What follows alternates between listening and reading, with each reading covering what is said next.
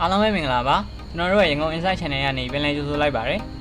ဒီနေ့မှာတော့ကျွန်တော်က Microsoft Teams account ကိုဖုန်းနဲ့ပဲလွယ်လွယ်ကူကူဖွင့်လို့ရတဲ့နည်းလေးကိုပြောပြပေးသွားမှာဖြစ်ပါတယ် Microsoft Teams ကဘယ်လိုသုံးဝင်လဲဆိုတော့ online meeting တွေ online learning တွေ online teaching တွေနဲ့အဖွဲ့အစည်းအများကြီးနဲ့ချိတ်ဆက်ပြီး project တွေလုပ်တဲ့နေရာမှာသုံးဝင်ပါတယ်ကဲဒါဆိုရင်စလိုက်ရအောင်ပထမဆုံး Microsoft Teams ကို Play Store ကနေ download ဆွဲရမှာဖြစ်ပါတယ်ဒါဆိုရင်တော့ Play Store ရဲ့ search bar မှာ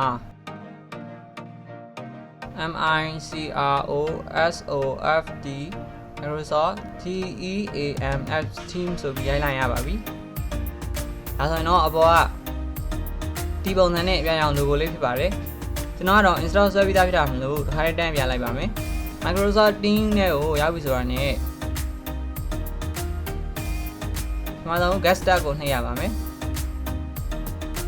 ပြီးရင် permission အတွက်ပေါ့နော်။ notification တွေအတွက် allow ကိုနှိပ်ပေးပါပြီးရင် email ကိုထည့်ပေးပါပြီးရင် next ကိုနှိပ်ရပါမယ်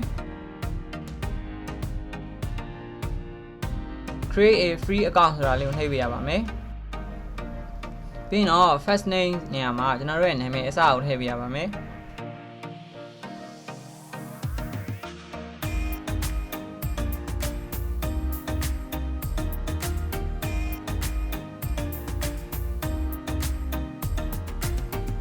နာမည်ထည့်ပြီးသွားပြီဆိုရင်တော့ next ကိုနှိပ်ပေးရပါမယ်ပြီးရင်တော့ region နေရာမှာမြန်မာဆိုပြီးတော့ရေးပြီးသားဖြစ်တဲ့အတွက်ဂျိုင်းပြထားလိုက်မယ်ပေါ့နော်ပြီးရင်အောက်ကတော့ birthday ဖြစ်ပါတယ်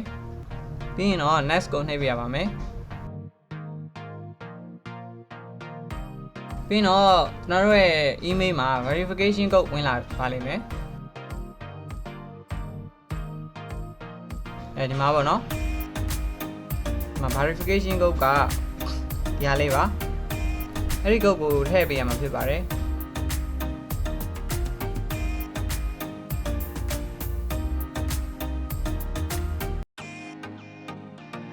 ပြီးရင်တော့ next ကိုနှိပ်ပေးရပါမယ်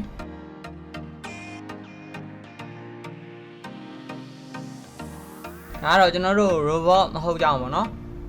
ကျွန်တော်တို့ဒါ program တစ်ခုမဟုတ်ကြအောင်ပေါ့နော်တက်တည်ပြမှာဖြစ်ပါတယ်ဒါလေးကိုဖြည့်ပေးရမှာဖြစ်ပါတယ်တယောက်နဲ့တယောက်တော့မတူနိုင်ပါဘူး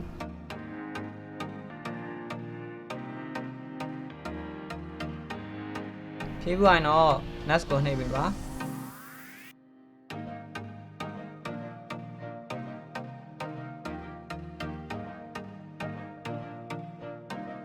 ပြီးရင်တော့ okay ကိုနှိပ်ပေးပါ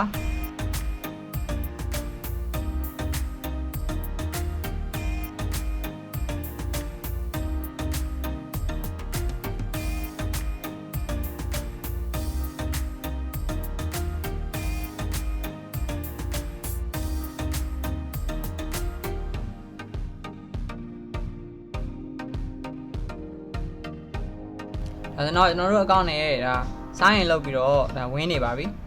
ပြီးရင်တော့ get start ကိုနှိပ်ပြလိုက်ပါပြီးရင်ဒီမှာ access ကိုနှိပ်ပြလိုက်ပါ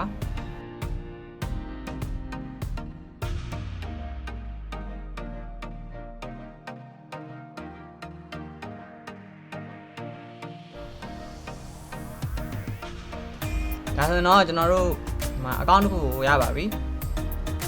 ဒီမှာ image ထည့်လို့ရပါတယ်ကျွန်တော်တော့မထည့်တော့ဘူးပေါ့နော်ဒီတိုင်း continue ကိုနှိပ်လိုက်ပါမယ်